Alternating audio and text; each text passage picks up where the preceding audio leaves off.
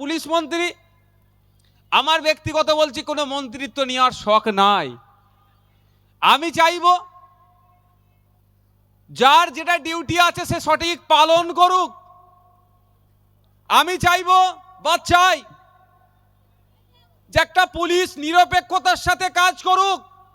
সেই পুলিশ থানাতে গিয়ে কোনো শাসক দলের চাটুকার না গিয়ে পুলিশকে থ্রেট করে এটা না করলে তোমাকে ট্রান্সফার করে দেবো, ওই সমাজ ব্যবস্থা ধ্বংস করব। পুলিশকে নিরপেক্ষতার সাথে কাজ করতে দেব।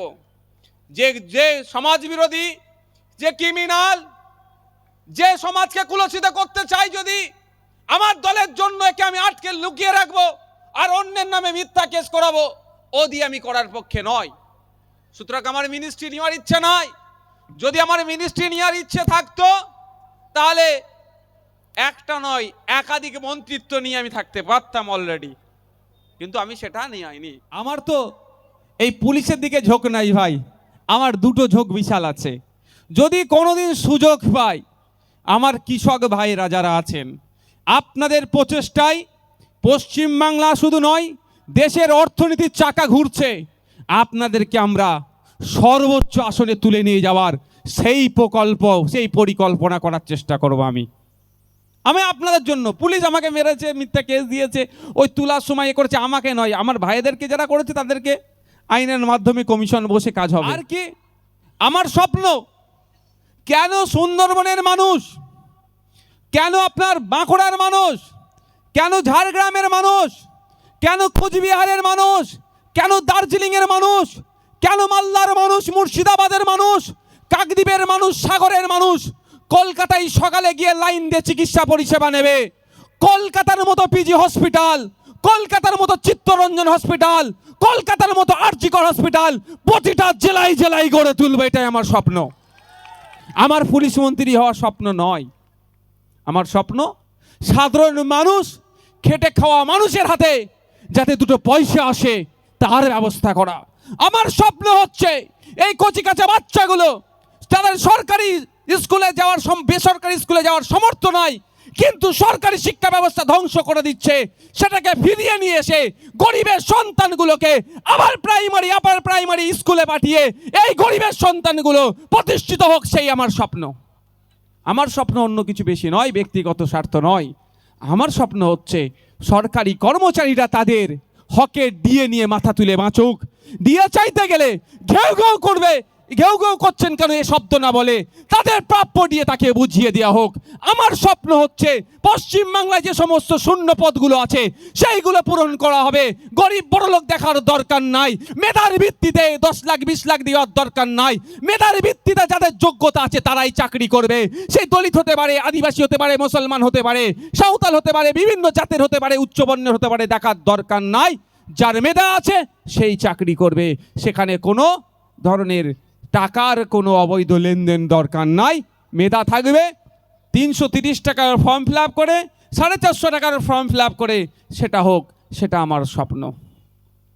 আমার স্বপ্ন হচ্ছে, রেশন তো চুরি হচ্ছে, আমার স্বপ্ন হচ্ছে আগামী দিনে নিত্য প্রয়োজনীয় যে জিনিসগুলোর মধ্যে যেগুলো আছে, এখন চাল ডাল দেওয়া হয়তো নাকি, আর কি দেওয়া হয় কন্ট্রোল থেকে, কেরাসিন দেওয়া তো বন্ধ হয়ে গেছে, তাই তো নাকি? হ্যাঁ, তো যেগুলো হচ্ছে, আমার ইচ্ছা আছে সবজি পর্যন্ত আমরা রেশনের মাধ্যমে গরিব মানুষের বাড়ি পৌঁছে দেব।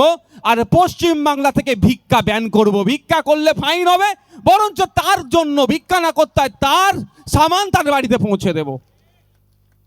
এটা আমার স্বপ্ন। তাই স্বপ্ন নওশাদ সিদ্দিকী সাকসেস করতে পারবে একা, কোনোদিন সম্ভব নয়। তখনই স্বপ্ন বাস্তবায়ন হবে যখন ভোটাররা স্বপ্নকে বাস্তবায়িত করার জন্য ইভিএম মেশিনের খাম চিহ্নে প্রেস করবে। আপনারা যদি চান বৈষম্যবিহীন সমাজ ব্যবস্থা, আপনারা যদি চান এই ধর্মীয় ভেদাভেদের সমাজ, মানে যে ভেদাভেদ হচ্ছে এটার অবসান ঘটিয়ে সম্প্রীতির সাথে, ঐক্যের সাথে নাগরিক অধিকার নিয়ে মাথা তুলে বাঁচতে চান, তাহলে বলবো আর অন্য কোনো জায়গায় যাওয়ার প্রয়োজন নাই। দেবত্ব সম্পত্তি যদি বাঁচাতে চান, আপনার ওয়াকফ সম্পত্তি যদি বাঁচাতে চান, আপনার রিফিউজি ল্যান্ড যদি বাঁচাতে চান, আগিয়ে আসুন আইএসএফ এর ছায়াতলে। আইএসএফ এর হাতকে শক্ত করুন। সুষ্ঠু সমাজ ব্যবস্থা দেবে, যেই সমাজ ব্যবস্থাতে মানুষ তার নাগরিক অধিকার নিয়ে বেঁচে থাকবে। কারো পায়ের তলায় কারো বসে থাকার প্রয়োজন হবে না। কারো অধিকারের জন্য কারো কাছে কাকতি মিনতি করতে হবে না। আপনার অধিকার আপনার দ্বারে যদি পৌঁছাতে চান, তাহলে আইএসএফ এর ছায়াতলে আসুন। আইএসএফ আপনার অধিকার আপনার দ্বারে পৌঁছে দেবে। এবার আপনাদের উপর নির্ভর করছে। আমার কাছে ভাই ধনুকুবের নাই, বিভিন্ন ফান্ড নাই, কিছুই নাই, ভালোবাসা আছে এবং যেটা কথা দেব কথার বেখিলাফ হবে না।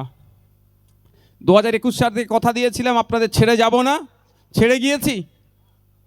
কি মামলা দিতে বাকি আছে আমার নামে বলুন তো? এখন শুধু মনে হয় বাকি আছে কি ওই গ্যাঁজা টাজা হয় না, গ্যাঁজার মামলা, ওটা বাদে আর কি মামলা আছে দিতে? হয়তো ওটা কোনোদিন দিয়ে দিতে পারে, কিন্তু পিছপা হয়েছি। 42 দিন জেল খাটিয়েছে, পিছপা হয়েছি। আপনাদের কথা দিয়েছি যে আপনাদেরকে ছেড়ে যাব না, আর আপনাদের ভালোবাসায় আমাকে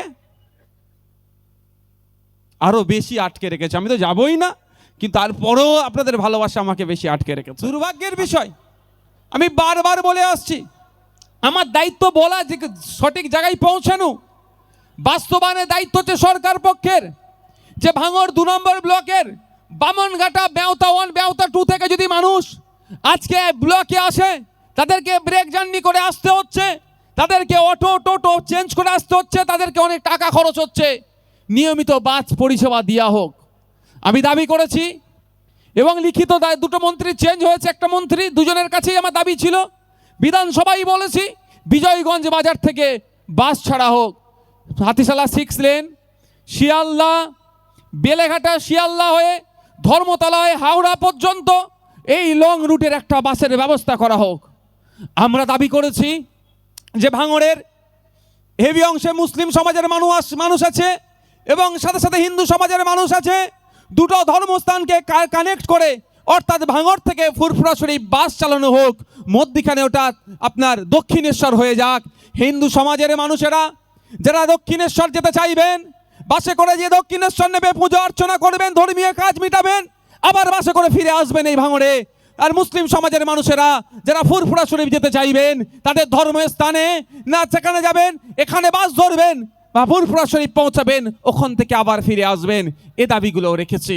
কিন্তু দুর্ভাগ্যের বিষয়, এখানে চিৎকার চেঁচামেচি করছে, উন্নয়নের কথা বলছে। আমি যারা উন্নয়নের বুলি আওড়াচ্ছেন, যারা দায়িত্ব নিয়ে বলছেন ভাঙড়ে উন্নয়ন করব, তাদের কাছে আমার অনুরোধ এটাই, ভাঙড়ের বাস পরিষেবাকে স্বাভাবিক করা হোক।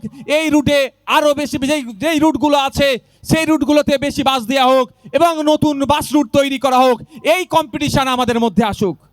আমি এখান থেকে দাঁড়িয়ে বলছি, যখন এখন হাফ নেতার একটা ফুল নেতার লড়ালড়ি চলছে, ওই হাফ নেতাকেও বলছি, ফুল নেতাকেও বলছি শাসকের, যে আসুন আপনি বারাইপুর আমাদের হচ্ছে কি ওটা সাব ডিভিশন, তাই তো নাকি?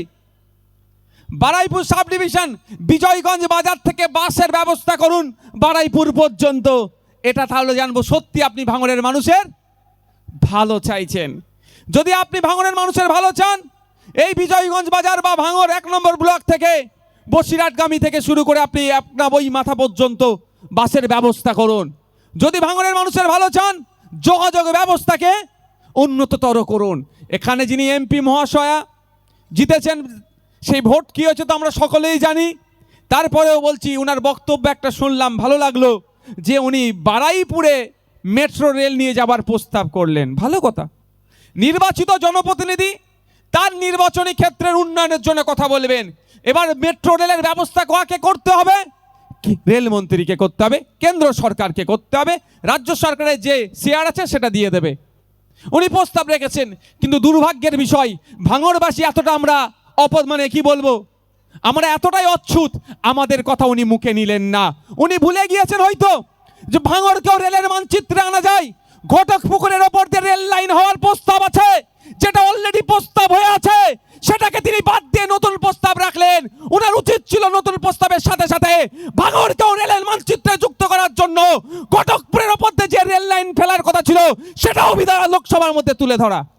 তিনি সেটা বললেন না, কারণ ভাঙড়ের মানুষের যদি রেল যোগাযোগ হয়ে যায়, সহজেই কলকাতায় যাতায়াত করবে, সহজেই শহরমুখী হয়ে যাবে। এদেরকে নিয়ে তো আর বোমবাদার কাজে লাগাতে পারবো না, এদেরকে দিয়ে তো আর বুথ দখল করাতে পারবো না, এদেরকে দিয়ে তো আর মারামারি করাতে পারবো না। আর আমরা চাই আপনাদের বুথ দখল করতে হবে না, আপনাকে মারামারি করতে হবে না, আপনাকে হানাহানি করতে হবে না, আপনার অধিকার আপনি বোঝুন। তাই পশ্চিমবাংলার বিধানসভায় গিয়ে তো আমি আর রেলের ডিমান্ড করতে পারি না, ওটা তো কেন্দ্রের। যদি পার্লামেন্টে পাঠাতেন রেলের ডিমান্ড করতাম আমরা, যা পাঠাননি আপনাদের ওপর আমার রাগও নয়। আপনারা চেষ্টা করেছিলেন, আপনাদের ভোট লুট হয়েছে। কতদিন আর লুট করে চলবে ভাই, কতদিন লুট করে চলবে? এই ফেরাউনের ইতিহাস আপনারা জানেন তো নাকি? হ্যাঁ, ফেরাও, মিশরের রাজাদেরকে ফেরাও বলা হয়, তাই তো নাকি গো? ভুলভাল বলছি না তো আবার? হ্যাঁ, ঠিক করে দেবে মৌলানা সাহেব, তুমি কিন্তু বলে দিচ্ছি, যা দোষ তোমার হবে, আমার নয়। তো মিশরের রাজা ছিল, আমরা তাকে ফেরাউন বলে জানি। সে নিজেকে কি বলেছিল? ভগবান বল, আল্লাহ বল, খুদা নিজেকে করে দিয়েছিল না? করেছিল তো ভাই। সে এখন কোথায়? দাঁত কেলিয়ে পড়ে আছে মিশরের মিউজিয়ামে, দাঁত কেলিয়ে পড়ে আছে। বুঝতে পাচ্ছেন? এত বড় ক্ষমতার অধিকারী হয়ে উঠেছিল, নিজেকে বলেছিল ভগবান, আমি গড, আমি আল্লাহ, আমি সব। সে এখন কোথায়? মিশরের মিউজিয়ামে দাঁত কেলিয়ে পড়ে আছে মমি হয়ে, একদম। তাহলে এখন যারা ভাবছে দিদি দাদার হাত আছে, এতটুকু মনে রাখবেন, যখন খাপে পড়ে যাবে কোনো দিদি দাদার হাত আর কাজে আসবে না। দিদি দাদার হাতও ছিল কিন্তু বালুবাবুর কাঁধে, দিদি দাদার হাতও ছিল কিন্তু পার্থবাবুর কাঁধে।